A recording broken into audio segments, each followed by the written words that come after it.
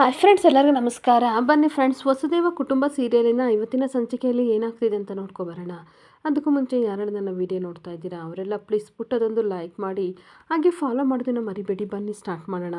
Friends, ಮೊದಲಿಗೆ ಸ್ವಾತಿ ಮತ್ತು ಗೀತಾ ಒಂದಾಗಿರೋದನ್ನ ನೋಡಿ ಕುಮಾರ ಹೇಳ್ತಾ ಇರ್ತಾನೆ, ನೀವಿಬ್ಬರು ಈ ರೀತಿ ಖುಷಿಯಾಗಿರೋದನ್ನ ನೋಡ್ತಾ ಇದ್ದರೆ ನಿಜವಾಗ್ಲೂ ಅಮ್ಮ ಸಿಕ್ಕಾಬಟ್ಟೆ ಖುಷಿ ಪಡ್ತಾಳೆ ಅಂತ ಅಂದಾಗ, ಖುಷಿ ಪಡಲಿ ಬಿಡಿ, ಏನು ಗೊತ್ತಾ ಮಾವವರೇ, ಇಷ್ಟು ದಿನ ಅವರು ಅಂದ್ಕೊಂಡಿದ್ರು ನಾವಿಬ್ಬರು ಒಂದಾಗಬೇಕಂತ, ಇವಾಗ ಒಂದಾಗಿದ್ದೀವಲ್ಲ ಅವರಿಗೂ ಖುಷಿ ಆಗುತ್ತೆ ಖಂಡಿತ ಅಂತ ಹೇಳ್ತಿರ್ಬೇಕಾದ್ರೆ ಸ್ವಾತಿ ಹೇಳ್ತಾ ಇರ್ತಾಳೆ, ಒಂದು ಕೆಲಸ ಮಾಡೋಣವಾ, ನಾವಿಬ್ಬರು ಸ್ವಲ್ಪ ಹೊತ್ತು ಜಗಳ ಆಡೋಣ, ಅವ್ರನ್ನ ಯಾಮರ್ಸೋಣ ಅಂತ ಅಂದಾಗ, ಅಮ್ಮ ತಾಯಿ ನೀನು ಆ್ಯಕ್ಟಿಂಗ್ ಮಾಡಬೇಡ, ದಯವಿಟ್ಟು ನಡಿ ಬಂದಿರೋ ಪೂಜೆನ ಮುಗಿಸು ಅಂತ ಅಂದಾಗ, ನಾನು ನ್ಯಾಚುರಲಾಗೆ ಆ್ಯಕ್ಟಿಂಗ್ ಮಾಡ್ತೀನಿ, ಹೇಗಿದ್ರು ಅವ್ರು ನಂಬ್ತಾರೆ ಅಂತ ಹೇಳ್ತಾ ಇರ್ತಾಳೆ. ನೀನು ಆ್ಯಕ್ಟಿಂಗ್ ಎಲ್ಲ ಮಾಡಬೇಡ, ಆಲ್ರೆಡಿ ಅವ್ರಿಗೆ BP ಶುಗರ್ ಎಲ್ಲ ಇದೆ, ದಯವಿಟ್ಟು ಬಂದಿರೋ ಕೆಲಸನ ಮುಗಿಸು, ಪೂಜೆ ಮಾಡಿ ನಡಿ ಅಂತ ವಂಶಿ ಹೇಳ್ತಾ ಇದ್ರೆ ನಗಾಡ್ಕೊಂಡು ಎಲ್ಲರೂ ಸಹ ಮಂಟಪದ ಹತ್ರ, ದೇವಸ್ಥಾನದಲ್ಲಿರೋ ಮಂಟಪದ ಹತ್ರ ಬರ್ತಾರೆ. ದೇವಸ್ಥಾನದೊಳಗೆ ಬಂದ ತಕ್ಷಣ ಈ ಕಡೆ ಅವರಿಬ್ಬರನ್ನ ನೋಡಿ ಸರೋಜನ್ಗೆ ಸಿಕ್ಕಾಬಟ್ಟೆ ಖುಷಿಯಾಗಿ, ಗೀತಾ ಸ್ವಾತಿ ನೀವಿಬ್ರು ಈ ರೀತಿ ಬರ್ತಿದ್ದೀರಾ, ನನಗಂತೂ ನಂಬಕ್ಕೆ ಆಗ್ತಿಲ್ಲ, ಏನೋ ಪವಾಡ ಆಯಿತು ಕುಮಾರ, ನೆನ್ನೆ ತಾನೇ ಇವರಿಬ್ಬರು ಈ ರೀತಿ ದೂರ ಇದ್ದಾರೆ ಅಂತ ಕಣ್ಣೀರು ಆಗ್ತಿದ್ದೆಲ್ಲೋ ಅಂತ ಅಂದಾಗ, ಹೌದಮ್ಮ ನಂಬಲೇಬೇಕು, ಅಂತೂ ಇಂತೂ ಫೈನಲಿ ಇವರಿಬ್ಬರು ಒಂದಾದರು, ನಮಗಂತೂ ಇದ್ದಿದ್ದು ಜೀವನದ ದೊಡ್ಡ ಸಮಸ್ಯೆಗೆ ಪರಿಹಾರ ಸಿಕ್ಕಂಗಾಯಿತು, ನಮ್ಮ ಮಾವ ನನ್ನ ಕಷ್ಟ ಕೇಳ್ಕೊಂಡ್ರು ಅಂತ ಅನಿಸುತ್ತೆ, ಅದಕ್ಕೆ ಪರಿಹಾರನೂ ಕೊಟ್ಟರು ಅಂತ ಅಂದಾಗ, ಸದ್ಯ ಎಲ್ಲ ಒಳ್ಳೇದಾಯ್ತಲ್ಲ, ಅದೇ ನನಗೆ ಖುಷಿ. ನೋಡು ಸ್ವಾತಿ, ನೋಡು ಗೀತಾ, ಜೀವನದಲ್ಲಿ ಏನೇ ತೊಂದರೆ ಬಂದರೂ ಸಹ ಈ ರೀತಿ ಅಕ್ಕ ತಂಗಿರು ದೂರ ಆಗಬಾರ್ದು, ಅದನ್ನು ನೀವಿಬ್ಬರು ಎದುರಿಸಲೇಬೇಕು ಅಂತ ಹೇಳ್ತಾ ಇರ್ತಾರೆ. ಹಾಗೆ ನೀವಿಬ್ಬರು ಅಕ್ಕ ತಂಗಿರಮ್ಮ ಗೆಳತಿ ಥರ ಇರಬೇಕು, ಇಬ್ಬರು ಯಾವತ್ತೂ ಕಚ್ಚಾಡಬಾರ್ದು ಅಂತ ಅಂದಾಗ, ಹೌದು ಅತ್ತೆ, ನೀವು ಹೇಳ್ತಾ ಇರೋದು ಕರೆಕ್ಟ್ ಆಗಿದೆ, ನಮ್ಮ ಸ್ವಾತಿ ಎಂಥವಳು ಅಂತ ಗೊತ್ತಿದ್ರು ನಾನು ಅವಳ ಮೇಲೆ ಅನುಮಾನ ಪಟ್ಟೆ, ಒಡ ಹುಟ್ಟಿದವ್ರು ನಾವು, ರಕ್ತ ಹಂಚ್ಕೊಂಡು ಹುಟ್ಟಿದ್ವಿ, ಅವಳ ಬಗ್ಗೆ ತಪ್ಪಾಗಿ ತಿಳ್ಕೊಬಿಟ್ಟಿದ್ದಕ್ಕೆ ಈ ರೀತಿ ಎಲ್ಲ ಆಯಿತು, ಇನ್ಯಾವತ್ತೂ ಇಂಥ ತಪ್ಪನ್ನ ಮಾಡಲ್ಲ ಅಂತ ಗೀತೆ ಹೇಳ್ತಿರ್ಬೇಕಾದ್ರೆ, ಹೋಗ್ಲಿ ಬಿಡಕ್ಕ, ಕೆಲವೊಂದು ಸಂದರ್ಭಗಳು ಈ ರೀತಿ ನಮ್ಮನ್ನು ಮಾಡ್ತವೆ, ಆದರೆ ನಮ್ಮ ಸಂಬಂಧಗಳು ಗಟ್ಟಿಯಾಗಿದ್ದಾವೆ, ಅದೇ ನನಗೆ ಸಂತೋಷ ಅಂತ ಅಂದಾಗ, ವಂಶಿ ಹೇಳ್ತಾ ಇರ್ತಾನೆ, ಅಂತೂ ಇಂತೂ ನೀವಿಬ್ರು ಕಿತ್ತಾಡೋದನ್ನು ನನ್ನ ಕೈಲಿ ನೋಡೋಕ್ಕಾಗ್ತಿರ್ಲಿಲ್ಲ, ಈಗ ಸಮಾಧಾನ ಆಯಿತು ಅಂತ ಅಂದಾಗ ಎಲ್ಲರೂ ನಗಾಡ್ತಾ ಇರ್ತಾರೆ. ಸರಿ ಬನ್ನಿ, ಪುರೋಹಿತರು ಹೋಮಕ್ಕೆಲ್ಲ ರೆಡಿ ಮಾಡಿಕೊಂಡು ಕಾಯ್ತಾ ಇದ್ದಾರೆ, ಬನ್ನಿ ಹೋಗೋಣ ಅಂತ ಸರೋಜಾ ಎಲ್ಲರನ್ನೂ ಕರ್ಕೊಂಡು ಹೋಗ್ತಾ ಇರ್ತಾಳೆ.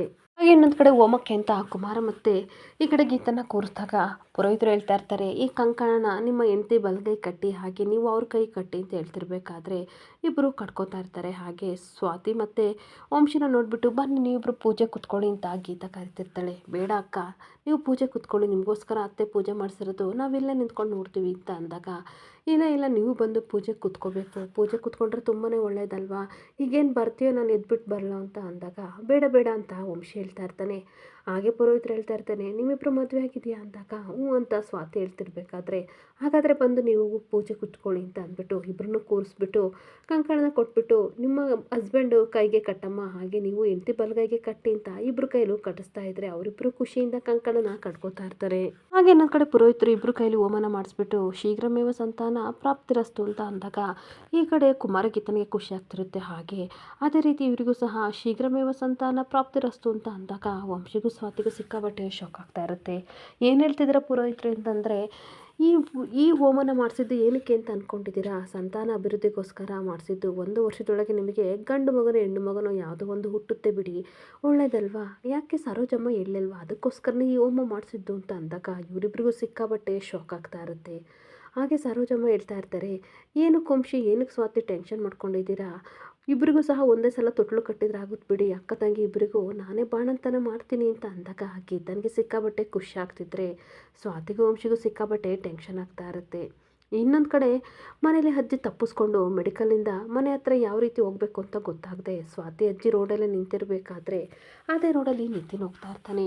ಅಯ್ಯೋ ನಮ್ಮ ನಿತಿನ್ ಅಲ್ವಾ ಅಂತ ಅಂದ್ಬಿಟ್ಟು ನಿತಿನ ನಿಲ್ಲಿಸೋ ಗಾಡಿನ ಅಂತ ಅಂದಾಗ ನಿತಿನ್ ಹತ್ರ ಬಂದು, ಇದೇನೇ ಅಜ್ಜಿ ಇಲ್ಲಿಗೆ ಏನಕ್ಕೆ ಬಂದ್ರಿ ಅಂತ ಅಂದಾಗ, ನೋಡೋ ನಿತಿನ್, ಈ ಮೇಘ ಇದ್ದವಳು ಟ್ಯಾಬ್ಲೆಟ್ ಕೊಡಿಸ್ಬಿಟ್ಟು ನನ್ನನ್ನು ಹಿಂಗೋಗಿ ಅಂತ ಹೇಳಿದ್ಲು ಕಣೋ, ನನಗೆ ಮನೆ ಗೊತ್ತಾಗ್ದಲ್ಲ ಇಲ್ಲೇ ಸುತ್ತಾ ಇದ್ದೀನಿ, ಸದ್ಯ ನೀನಾದರೂ ಸಿಕ್ತಲ್ಲ, ಬಾರೋ ಮನೆ ಹತ್ರ ಬಿಡು ಅಂತ ಅಂದಾಗ, ಅಷ್ಟೇನೆ ಅಜ್ಜಿ ಸರಿ ಬನ್ನಿ ಬೈಕ್ ಹತ್ತಿ ಅಂತ ಅಂದಾಗ, ಬೇಡ ಕಣೋ ಕಾಲಿದೆ, ಗಟ್ಟಿ ಇದೆ ಕಾಲು, ನಡ್ಕೊಂಡೆ ಹೋಗೋಣ ಅಂತ ಅಂದಾಗ, ಸರಿ ಬನ್ನಿ ಇಲ್ಲೇ ಸ್ಟ್ರೈಟ್ ನಿಮ್ಮ ಮನೆ ಇರೋದು ಅಂತ ಕರ್ಕೊಂಡು ಹೋಗ್ತಾ ಇರ್ತಾನೆ. ಹಾಗೆ ಕರ್ಕೊಂಡು ಹೋಗ್ತಾ ಇರಬೇಕಾದ್ರೆ ಒಂದು ದೇವಸ್ಥಾನ ಹತ್ರ ಪಶುಪತಿ ದುರ್ಗ ಇಬ್ಬರು ನಿಂತ್ಕೊಂಡು ಮಾತಾಡ್ತಾ ಇರ್ತಾರೆ. ಅದನ್ನು ಮಿಸ್ ಆಗಿ ಈ ಕಡೆ ನಿತಿನ್ ನೋಡ್ಬಿಟ್ಟು ಶಾಕ್ ಆಗಿ, ಅಜ್ಜಿ ಅಲ್ಲೋಡಿ ಅವರಿಬ್ಬರು ಅಲ್ಲಿ ಏನು ಮಾಡ್ತಾ ಇದ್ದಾರೆ ಅಂತ ಅಂದಾಗ ಅಷ್ಟಕ್ಕೂ ರಾಗಿಣಿ ಮದುವೆ ನಿಂತೋಯ್ತು.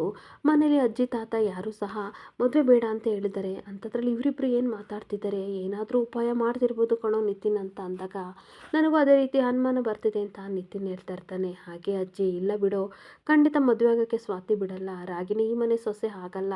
ಹಾಗೆ ಭವಾನಿಯವರು ಗಣಪತಿಯವರು ಇಬ್ಬರು ಸಹ ಮದುವೆಗೆ ಒಪ್ಪಲ್ಲ. ಏನಾದರೂ ಒಂದು ಐಡಿಯಾ ಮಾಡ್ತಾಳೆ, ನನ್ನ ಜೊತೆ ಸ್ವಾತಿ ಹೇಳಿದಾಳೆ, ಖಂಡಿತ ಆ ರಾಗಿಣಿನ ಈ ಮನೆ ಸೊಸೆ ಆಗಕ್ಕೆ ನಾನು ಬಿಡಲ್ಲ ಅಂತ ಹೇಳಿದಾಳೆ ಕಣೋ ಅಂತ ಅಂದಾಗ ಅಷ್ಟಾದರೆ ತುಂಬಾ ಒಳ್ಳೆಯದು. ಇಲ್ಲಾಂದರೆ ಈ ಕಿತಾಪತಿ ಮಾವ ಏನಾದರೂ ಮಾಡಿಬಿಡ್ತಾನೆ, ಬನ್ನಿ ಮನೆ ಹತ್ರ ಹೋಗೋಣ ಅಂತ ಕರ್ಕೊಂಡು ಹೋಗ್ತಾ ಇದ್ರೆ ಈ ಕಡೆ ನಿತಿನ್ ಯೋಚನೆ ಮಾಡ್ತಾ ಇರ್ತಾನೆ, ನಾನು ಇರಬೇಕು. ಏಕೆ ಅಂತಂದರೆ ಇವರಿಬ್ಬರು ಸುಮ್ಮನೆ ಇರೋರಲ್ಲ, ಏನೋ ಮಸ್ತ್ ಪ್ಲ್ಯಾನ್ನ ಮಾಡ್ಕೋತಿದ್ದಾರೆ, ಸ್ವಲ್ಪ ನಾನು ಎಚ್ಚರಿಸ್ಕೋಬೇಕು ಅಂತ ಹೇಳ್ಕೊಂಡು ಮನ್ಸಲ್ಲಿ ಹೋಗ್ತಾ ಇರ್ತಾನೆ. ಹಾಗೆ ಇನ್ನೊಂದು ಕಡೆ ದುರ್ಗಾ ಪಶುಪತಿ ಇಬ್ಬರು ಮಾತಾಡ್ತಾ ಇರಬೇಕಾದ್ರೆ ಈ ಕಡೆ ದುರ್ಗಾ ಹೇಳ್ತಾ ಇರ್ತಾಳೆ, ನೋಡಿ ಈ ಮದುವೆ ಸೀಕ್ರೆಟ್ನ ಯಾರಿಗೂ ಸಹ ಗೊತ್ತಾಗ್ದಂಗೆ ನಾವು ಕಾಪಾಡ್ಕೋಬೇಕು, ಗೊತ್ತಾದರೆ ಅಷ್ಟೇ ಫ್ಲಾಪ್ ಆಗಿಬಿಡುತ್ತೆ ಅಂತ ಅಂದಾಗ ನನ್ನ ಕಡೆಯಿಂದ ಏನು ಗೊತ್ತಾಗಲ್ಲ, ಯಾರಿಗೂ ನಾನು ಹೇಳಲ್ಲ, ನೀವು ಹುಷಾರು ಅಂತ ಪಶುಪತಿ ಹೇಳಬೇಕಾದ್ರೆ ನಾನು ಹುಷಾರಾಗಿದ್ದೀನಿ, ಸೀಕ್ರೆಟಾಗಿ ಮೇಂಟೈನ್ ಮಾಡೋಣ, ಅಂತೂ ಇಂತೂ ಸ್ವಾತಿ ಇಲ್ವಲ್ಲ, ಅವಳು ಬರೋ ಅಷ್ಟೊತ್ತಿಗೆ ನಾವು ಮದುವೆ ಮಾಡಿಬಿಡೋಣ. ಯಾಕೆ ಅಂತ ಅಂದರೆ ಸ್ವಾತಿ ಇದ್ದಿದ್ದರೆ ಹೇಗಾದರೂ ನಮ್ಮ ಪ್ಲ್ಯಾನ್ನ ತಿಳ್ಕೊಂಡು ಮನೆಯವ್ರಿಗೆಲ್ಲ ಹೇಳ್ತಾ ಇದ್ಲು, ಸದ್ಯ ಅವಳಿಲ್ವಲ್ಲ, ಅದೇ ನನಗೆ ದೊಡ್ಡ ಖುಷಿ ಅಂತ ದುರ್ಗಾ ಹೇಳ್ತಾ ಇರ್ತಾಳೆ. ಹಾಗೆ ಪಶುಪತಿ ಹೇಳ್ತಾ ಇರ್ತಾನೆ, ಒಂದು ಕೆಲಸ ಮಾಡಿ ದುರ್ಗಾ ಅವರೇ, ನಾಳೆ ನೀವು ಮದುವೆಗೆ ಬರಬೇಡಿ ಅಂತ ಅಂದಾಗ ಇವಳಿಗೆ ಸಿಕ್ಕಾಬಟ್ಟೆ ಶಾಕ್ ಆಗ್ತಾ ಇರುತ್ತೆ. ಅಲ್ಲ ಪಶುಪತಿ ಅವರೇ, ನನ್ನ ಮಗನ ಮದುವೆಗೆ ನಾನೇ ಬರಬಾರ್ದ್ವಾ, ಯಾಕ್ರಿ ಹಿಂಗಂತೀರಾ ಅಂತ ಅಂದಾಗ ಏನಿಲ್ಲ ದುರ್ಗಾ ಅವರೇ, ನೀವೇನಾದರೂ ಬಂದುಬಿಟ್ರೆ ಎಷ್ಟು ಕಷ್ಟ ಆಗುತ್ತೆ ಅಂತ ನಿಮಗೆ ಗೊತ್ತಾ, ಇವಳು ಬೇಕು ಬೇಕು ಅಂತ ಅಜಯ್ ಮತ್ತು ರಾಗಿಣಿಗೆ ಮದುವೆ ಫಿಕ್ಸ್ ಮಾಡಿ ಯಾರಿಗೂ ಹೇಳ್ದಂಗೆ ಮಾಡಿದಾಳೆ ಅಂತ ಮನೆಯವರೆಲ್ಲರೂ ಮಾತಾಡ್ತಾರೆ. ಒಂದು ವೇಳೆ ನೀವು ಮನೇಲೇ ಇದ್ದರೆ ನನಗೇನು ಗೊತ್ತಿಲ್ಲ, ನನಗೆ ಗೊತ್ತಿಲ್ಲದಂಗೆ ಇವರಿಬ್ಬರು ಮದುವೆಯಾಗಿ ಬಂದಿದ್ದಾರೆ ಅಂತ ನೀವೇನೇನೋ ಸಹ ಮಾತಾಡಿ ಎಲ್ಲರ ಹತ್ರನೂ ಅನುಕಂಪನಾಗಿ ಇಟ್ಟಿಸ್ಕೋಬೋದು. ಆವಾಗ ರಾಗಿಣಿ ಅಜಯ್ ತಾನಾಗೆ ಮನೆಯೊಳಗೆ ಬರ್ತಾರೆ ಅಂತ ಅಂದಾಗ ವಾವ್ ಸೂಪರ್ ಐಡಿಯಾ ಪಶುಪತಿ ಅವರೇ, ನಿಮ್ಮ ತಲೆ ಅಂದರೆ ತಲೆ ಸಿಕ್ಕಾಬಟ್ಟೆ ಬ್ರಿಲಿಯಂಟ್ ಇದೆ ನಿಮ್ಮ ತಲೆಯಲ್ಲಿ, ನನಗಂತೂ ಸಿಕ್ಕಾಬಟ್ಟೆ ಖುಷಿ ಆಗ್ತಿದೆ. ನಾನು ಅಂದ್ಕೊಂಡಿದ್ದೆ ಮದುವೆನ ಕದ್ದು ಮುಚ್ಚಿ ಮಾಡ್ಕೊಬರ್ತೀವಿ, ಆದರೆ ಮನೆ ತುಂಬಿಸ್ಕೊಳ್ಳೋದು ಹೇಗೆ ಅಂತ ಯೋಚನೆ ಮಾಡ್ತಿದ್ದೆ, ಎಲ್ಲರೂ ಸಹ ಬೈತಾರಲ್ಲ ಏನು ಮಾಡೋದು ಅಂತ ಅಂದ್ಕೊಂಡೆ, ಆದರೆ ಒಳ್ಳೆ ಐಡಿಯಾ ಕೊಟ್ಟರೆ ಬಿಡಿ ಅಂತ ಅಂದಾಗ ಈ ಪಶುಪತಿ ಅಂದರೆ ಸುಮ್ಮನೆನಾ, ಅಷ್ಟಿಲ್ದಲೇ ಇಲ್ಲಿವರೆಗೂ ಬಂದಿದ್ದೀನಾ ಅಂತ ಅಂದಾಗ ಸರಿ ಸರಿ ಒಳ್ಳೇದಾಗುತ್ತೆ, ಎಲ್ಲ ನೀವು ತಲೆ ಕೆಡಿಸ್ಕೋಬೇಡಿ, ನಾನು ಹೇಗೋ ಮ್ಯಾನೇಜ್ ಮಾಡ್ತೀನಿ, ಹಾಗೆ ಬೇಗ ಹೋಗ್ಬಿಡ್ತೀನಿ ಆಯಿತಾ, ಇಲ್ಲ ಅಂತಂದರೆ ತುಂಬ ಕಷ್ಟ ಆಗುತ್ತೆ ನನಗೆ, ಯಾರಾದರೂ ನೋಡಿದರೆ ಕಷ್ಟ ಆಗುತ್ತೆ, ನೀವು ತಲೆ ಕೆಡಿಸ್ಕೋಬೇಡಿ, ನಾಳೆ ಬೇಗ ಬರ್ತೀನಿ ಅಂತ ಅಂದಾಗ ನಾನು ಸಹ ಸ್ವಾತಿನ ಕರ್ಕೊಂಡು ಬರ್ತೀನಿ, ನೀವು ಹೋಗಿ ಅಂತ ಪಶುಪತಿ ಕಳಿಸ್ತಾ ಇರ್ತಾನೆ.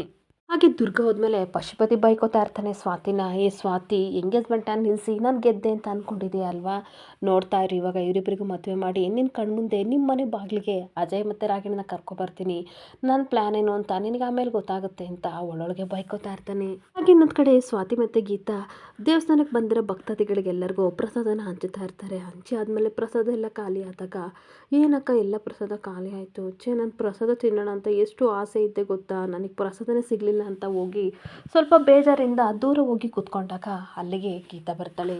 ಇವಾಗೇನು ನೀನು ಪ್ರಸಾದ ತಿನ್ಬೇಕಷ್ಟೇ ತಾನೇ, ತಗೋ ಅಂತ ಅಂದಾಗ ಅಕ್ಕ ಪ್ರಸಾದ ಎಲ್ಲಿತ್ತು, ನಾನು ಖಾಲಿ ಆಯಿತು ಅಂತ ಎಷ್ಟು ಬೇಜಾರು ಮಾಡ್ಕೊಂಡೆ ಗೊತ್ತಾ, ಬೆಳಗಿಂದ ಏನು ತಿಂದಿರಲಿಲ್ಲ ಅಂತ ಅಂದಾಗ ನಿನಗೆ ಪ್ರಸಾದ ಇಷ್ಟ ಅಂತ ನನಗೆ ತುಂಬ ಚೆನ್ನಾಗಿ ಗೊತ್ತು ಸ್ವಾತಿ, ಅಷ್ಟಕ್ಕೂ ಬರೋದನ್ನೆಲ್ಲ ಕೊಟ್ಬಿಡ್ತೀಯ, ಆಮೇಲೆ ಏನೂ ಇಲ್ಲ ಅಂತ ಈ ಥರ ಅಳ್ತಾ ಕೂತ್ಕೋತೀಯ, ಅದಕ್ಕೆ ನಿನಗೋಸ್ಕರ ಎತ್ತಿಟ್ಟಿದ್ದೆ, ತಗೋ ಅಂತ ಅಂದಾಗ ಖುಷಿಯಾಗಿ ತಿನ್ನಕ್ಕೆ ಹೋಗ್ತಿರ್ಬೇಕಾದ್ರೆ ಒಂದು ನಿಮಿಷ ನಾನೇ ಪ್ರೀತಿಯಿಂದ ತಿನ್ನಿಸ್ತೀನಿ ಅಂತ ಗೀತಾ ತಿನ್ನಿಸ್ತಾ ಇದ್ದರೆ ಈ ಕಡೆ ಸ್ವಾತಿ ಕಣ್ಣಲ್ಲಿ ಕಣ್ಣೀರು ಬರ್ತಾ ಇರುತ್ತೆ. ಹಾಗೆ ತುಂಬ ಇಷ್ಟಪಟ್ಟು ಪ್ರಸಾದನ ತಿಂತಿರ್ಬೇಕಾದ್ರೆ ಅವರಿಬ್ಬರು ಬಾಂಧವ್ಯನ ಈ ಕಡೆ ನೋಡಿ ವಂಶಿ ಹೇಳ್ತಾ ಇರ್ತಾನೆ, ಇವರಿಬ್ಬರು ಮನಸ್ಸಲ್ಲಿ ಇಷ್ಟೊಂಥರ ಪ್ರೀತಿ ಇದೆ ಅಂತ ನನಗೆ ಗೊತ್ತಿರಲಿಲ್ಲ, ಗೀತವ್ರ ಮನಸ್ಸು ಹೊರಟು ಅಂತ ಅಂದ್ಕೊಂಡಿದ್ದೆ, ಇಷ್ಟು ಪ್ರೀತಿ ಮಾಡ್ತಾರೆ ಕುಮಾರ್ ಅವರೇ ಅಂತ ಅಂದಾಗ ಅವರಿಬ್ಬರು ಒಬ್ರನ್ನೊಬ್ರು ಬಿಟ್ಕೊಡ್ತಿರಲ್ಲ ವಂಶಿ ಅವರೇ, ಈ ರೀತಿ ಏನೋ ಆಗಿ ಏನೋ ಆಗೋಯ್ತು, ನಾನು ಮುಂಚೆನೇ ಹೇಳಿದರೆ ಎಷ್ಟೋ ಚೆನ್ನಾಗಿರ್ತಿತ್ತು ಅಂತ ನನಗೀಗ ಅನ್ನಿಸ್ತಿದೆ, ಎಲ್ಲಿ ಗೀತಾ ನನಗೆ ಬಿಟ್ಟು ಹೋಗ್ತಾಳೆ ಅಂತ ಸತ್ಯ ಹೇಳಕ್ಕೆ ಹೆದರ್ಕೊಂಡೆ ಅಂತ ಅಂದಾಗ ಏನೋ ಬಿಡಿ ಅವ್ರ ಬಾಂಧವ್ಯ ಗಟ್ಟಿಯಾಗಿದೆಯಲ್ಲ ಅದೇ ಖುಷಿ, ಹೊರಗಿದ್ದ ಬಂದವರೇ ನಮಗೆ ಅವರಿಬ್ಬರು ಬಾಂಧವ್ಯ ಗೊತ್ತಿರಲಿಲ್ಲ, ಆದರೆ ನೀವು ಅರ್ಥ ಮಾಡ್ಕೊಂಡಿದ್ದೀರಲ್ಲ ಅದೇ ನನಗೆ ಖುಷಿ ಅಂತ ವಂಶಿ ಹೇಳ್ತಾ ಇರ್ತಾನೆ. ಹಾಗೆ ಇವಳು ಕಣ್ಣೀರಾಗ್ತಿರ್ಬೇಕಾದ್ರೆ ಏ ಸ್ವಾತಿ ಏನು ಕಲ್ತಿದ್ಯಾ, ತಗೋ ಊಟ ಮಾಡು, ತಗೋ ಪ್ರಸಾದ ತಿನ್ನು ಅಂತ ಪ್ರೀತಿಯಿಂದ ತಿನ್ನಿಸ್ತಾ ಇದ್ದರೆ ವಂಶಿ ಹೇಳ್ತಾ ಇರ್ತಾನೆ, ಈ ಒಡ ಹುಟ್ಟಿರೋ ಸಂಬಂಧನೇ ಹೀಗೆ ಅಲ್ವಾ, ಇವರಿಬ್ಬರನ್ನ ಯಾರು ದೂರ ಮಾಡೋಕ್ಕಾಗಲ್ಲ ಬಿಡಿ ಅಂತ ಅಂದಾಗ ಆ ದೇವ್ರು ಬಂದರೆ ದೂರ ಮಾಡೋಕ್ಕಾಗಲ್ಲ ಬಿಡಿ, ಇವರಿಬ್ಬರು ತುಂಬ ಲಕ್ಕಿ, ಇಂಥ ಅಕ್ಕ ತಂಗಿರು ಸಿಗಿರೋದು ಅಪರೂಪ ಅಂತ ಅವರಿಬ್ಬರ ಬಗ್ಗೆನೂ ಸಹ ಕುಮಾರ ಹೊಗಳ್ತಾ ಇರ್ತಾನೆ.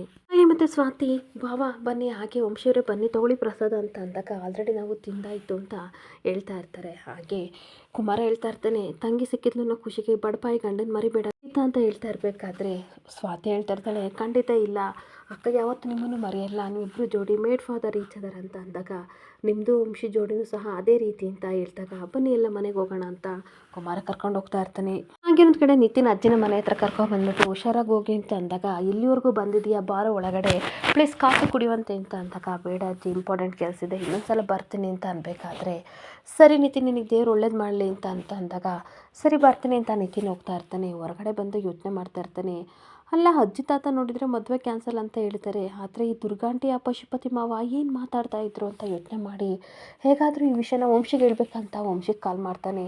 ವಂಶಿ ಹತ್ರ ಮಾತಾಡಿಕೊಂಡು ಮದುವೆನ ಏನು ಮಾಡಿದ್ರಿ ಅಂತ ಅಂದಾಗ ಮದುವೆ ಮಾಡಬಾರ್ದು ಅವರಿಬ್ಬರಿಗೆ ಅಂತ ನಾನು ಅಜ್ಜಿ ಕ್ಯಾನ್ಸಲ್ ಮಾಡಿದ್ದೀವಿ ಅಂತ ಅನ್ಬೇಕಾದ್ರೆ ನೀವೇನ ಕ್ಯಾನ್ಸಲ್ ಮಾಡಿದ್ದೀರಾ, ಆದರೆ ಇಲ್ಲಿ ಏನು ನಡೀತಿದೆ ಗೊತ್ತಾ ಅಂತ ವಿಷಯ ಹೇಳೋಕ್ಕೆ ಹೋಗ್ತಿರ್ಬೇಕಾದ್ರೆ ನೆಟ್ವರ್ಕ್ ಇಶ್ಯೂ ಆಗುತ್ತೆ. ಇಂಪಾರ್ಟೆಂಟ್ ವಿಷಯ ಮಾತಾಡೋಣ ಅಂತ ಅಂದರೆ ನೆಟ್ವರ್ಕ್ ಪ್ರಾಬ್ಲಮ್ ಅಂತ ಅಂದ್ಬಿಟ್ಟು ಏನು ಮಾಡೋದು, ಯಾರ ಹತ್ರ ಈ ವಿಷಯ ಮಾತಾಡೋದು, ಯಾರ ಹತ್ರನಾದರೂ ಮಾತಾಡೋಕ್ಕೆ ಹೋದರೆ ಅವರು ಅಲರ್ಟ್ ಆಗ್ತಾರೆ, ಹೇಗಿದ್ರು ವಿಷಯ ನನಗೆ ಗೊತ್ತಲ್ಲ ನಾನೇ ಏನಾದರೂ ಮಾಡೋಣ ಅಂತ ನಿತಿನ್ ಯೋಚನೆ ಮಾಡ್ತಾ ಇರ್ತಾನೆ. ಹಾಗೆ ಇನ್ನೊಂದು ಕಡೆ ಮದುವೆಗೋಸ್ಕರ ಅಜಯ್ ಸಿಕ್ಕಾಪಟ್ಟೆ ಬಟ್ಟೆನ ಪ್ಯಾಕ್ ಮಾಡ್ಕೊತಿರ್ಬೇಕಾದ್ರೆ ಅಲ್ಲಿ ದುರ್ಗಾ ಬರ್ತಾಳೆ. ಯಾಕೋ ಇಷ್ಟೊಂಥರ ಬಟ್ಟೆ ಪ್ಯಾಕ್ ಮಾಡ್ಕೊತಿದ್ಯಾ ಅಂತ ಅಂದಾಗ ಮುಹೂರ್ತಕ್ಕೊಂದಕ್ಕೆ ಬೇಕು, ರಿಸೆಪ್ಷನಿಗೆ ಬೇಕು, ಹಾಗೆ ಇದಕ್ಕೆ ಫೋಟೋಶೂಟಿಗೆಲ್ಲ ಬೇಕು, ಅದಕ್ಕೆ ಮಾಡ್ಕೊತಿದ್ದೀನಿ ಅಂತ ಅಂದಾಗ ನಿನ್ನ ತಲೆಯಲ್ಲಿ ಬುದ್ಧಿಲೇನೋ ಪೆದ್ದ, ಇವೆಲ್ಲ ತೊಗೊಂಡು ಹೋಗ್ಬೇಡ ಎಲ್ಲರಿಗೂ ಗೊತ್ತಾಗುತ್ತೆ, ಸಿಂಪಲ್ಲಾಗಿ ಒಂದು ಶರ್ಟ್ ಹಾಕೋ ಒಂದು ಪಂಚೆ ತಗೊಂಡು ಹೋಗು ಅಂತ ಅಂದಾಗ ಹಾಗಾದರೆ ನೀವು ಆಮೇಲೆ ಬರ್ತೀರಾ ಅಮ್ಮ ಅಂತ ಕೇಳ್ತಾ ಇರ್ತಾನೆ. ನಾನು ಬರಲ್ಲ ಕಣೋ ಅಂತ ಅಂದಾಗ ನೀನು ಬರ್ದಲ್ಲ ನಾನು ಹೇಗೆ ಮದುವೆ ಆಗಲಿ ಅಂತ ಅಂದಾಗ ತಲೆ ಕೆಡಿಸ್ಕೋಬೇಡ, ನಾನು ಬಂದರೆ ನಾನು ಸಪೋರ್ಟ್ ಮಾಡ್ತಿದ್ದೀನಿ ಅಂತ ಎಲ್ಲರೂ ತಪ್ಪಾಗಿ ತಿಳ್ಕೊತಾರೆ, ಅದೇ ನಾನು ಇಲ್ಲೇ ಇದ್ದರೆ ನಿಮ್ಮಿಬ್ಬರೂ ಆರಾಮಾಗಿ ಮನೆಯೊಳಗೆ ತುಂಬಿಸ್ಕೋಬೋದು ಅಂತ ಅಂದಾಗ ನಿಂದು ಮಾಸ್ಟರ್ ಪ್ಲಾನಮ್ಮ ತುಂಬ ಚೆನ್ನಾಗಿದೆ ಹಡಿ ಅಂತ ಅನ್ಬೇಕಾದ್ರೆ ಅಷ್ಟೊತ್ತಿಗೆ ಅಜ್ಜಿ ಬರ್ತಾರೆ. ಭವಾನಿ ಅಜ್ಜಿ ಬಂದ್ಬಿಟ್ಟು ಏನು ಮಾಸ್ಟರ್ ಪ್ಲಾನ್ ಅಂತ ಅಂದಾಗ ಇವರಿಬ್ರಿಗೂ ಶಾಕ್ ಆಗ್ತಿರುತ್ತೆ. ಹಾಗೆ ಮಾತನ್ನ ಮರೆಸ್ಬಿಟ್ಟು ಏನಿಲ್ಲ ಬಟ್ಟೆ ಎಲ್ಲ ಪ್ಯಾಕ್ ಮಾಡಿಕೊಂಡು ಇವನು ರಾಗಿಣಿ ಸಿಗಲಿಲ್ವಲ್ಲ ಅದಕ್ಕೆ ಊರಿಗೆ ಹೋಗ್ತೀನಿ ಅಂತ ಹಠ ಮಾಡ್ತಾ ಇದ್ದಾನೆ, ಏನು ಮಾಡೋದು ನೀವೇ ಹೇಳಿ ಅತ್ತೆ ಅಂತ ಅಂದಾಗ ನೋಡು ಒಳ್ಳೆ ಪಾರ್ಟ್ನರ್ ಸಿಕ್ಕಿದ್ರೆ ಮಾತ್ರ ಲೈಫ್ ಚೆನ್ನಾಗಿರುತ್ತೆ, ಇಲ್ಲಾಂದರೆ ಚೆನ್ನಾಗಿರಲ್ಲ, ನೀನಿನ್ನು ಚಿಕ್ಕ ಹುಡುಗ ಅರ್ಥ ಮಾಡ್ಕೊಳ್ಳೋ ಅಂತ ಅಜ್ಜಿ ಹೇಳ್ತಾ ಇರ್ತಾರೆ. ಹಾಗೆ ಅಜ್ಜಿ ಹೇಳ್ತಾ ಇರ್ತಾರೆ, ನಾವೇ ಒಂದು ಒಳ್ಳೆ ಹುಡುಗಿ ನಿಮಗೆ ಮದುವೆ ಮಾಡ್ತೀವಿ ತಲೆ ಕೆಡಿಸ್ಕೋಬೇಡ, ವಂಶಿಗೆ ಗೊತ್ತಾದರೆ ಸಿಕ್ಕಾಬಟ್ಟೆ ಬೇಜಾರು ಮಾಡ್ಕೋತಾನೆ ಅಂತ ಅಂದ್ಬಿಟ್ಟು ಸರಿ ನಾನು ಬಂದಿರೋ ವಿಷಯನ ಮರೆತೆ ಏನು ಅಡುಗೆ ಮಾಡಲಿ ಸ್ವಾತಿ ಬೇರೆ ಇಲ್ವಲ್ಲ ಅಂತ ಅಂದಾಗ ಏನು ಮಾಡಿದ್ರಾಗುತ್ತೆ ನೀವು ಮಾಡೋಕ್ಕೋಗಬೇಡಿ, ನಾನೇ ನಿಮ್ಮ ಹಿಂದೆ ಬಂದು ಮಾಡ್ಕೊಡ್ತೀನಿ ಅಡುಗೆನ, ನೀವು ಹೋಗಿ ಅಂತ ಕಳಿಸ್ದಾಗ ಈ ಕಡೆ ಆಚೆಗೆ ಹೇಳ್ತಾ ಇರ್ತಾಳೆ ಬ್ಯಾಗೆಲ್ಲ ಎತ್ತಿಡು ಇಲ್ಲಾಂದರೆ ಎಲ್ಲರಿಗೂ ವಿಷಯ ಗೊತ್ತಾಗುತ್ತೆ ಅಂತ ಬೈದು ಹೋಗ್ತಾ ಇರ್ತಾಳೆ. ಹಾಗೇನೊಂದು ಕಡೆ ಮನೆಗೆ ಬಂದು ಸ್ವಾತಿ ಮತ್ತು ಗೀತಾ ಇಬ್ಬರು ಖುಷಿಯಿಂದ ಕೋಡ್ಗಳನ್ನ ಮಾಡ್ತಾ ಇರ್ತಾರೆ. ಹಾಗೆ ಹಸಿ ಹಿಟ್ಟನ್ನ ಸ್ವಾತಿ ತಿಂತಿರ್ಬೇಕಾದ್ರೆ ಈ ರೀತಿ ಎಲ್ಲ ತಿನ್ನಬೇಡ ಹೊಟ್ಟೆ ನೋವು ಬರುತ್ತೆ ಅಂತ ಅಂದಾಗ ಸೌಮ್ಯರಕ್ಕ ಹೊಟ್ಟೆ ನೋವು ಬರುತ್ತೆ ಅಂತ ಈ ಟೇಸ್ಟಿ ಹಿಟ್ಟನ್ನ ಮಿಸ್ ಮಾಡೋಕ್ಕಾಗಲ್ಲ, ಅದೇ ರೀತಿ ಹೊಟ್ಟೆ ನೋವು ಬಂದರೆ ಅಜ್ಜಿ ಹತ್ರ ಮನೆ ಬಂದು ಕೇಳ್ಕೊಂಡ್ರಾಯ್ತು ಅಂತ ಖುಷಿಯಿಂದ ಅಕ್ಕ ತಂಗಿ ಕೋಡ್ಬಳೆ ಮಾಡ್ತಾ ಇರ್ತಾರೆ. ಇಲ್ಲಿಗೆ ಸಂಚಿಕೆ ಎಂಡ್ ಆಗ್ತಿದೆ. Thank you for the watching friends.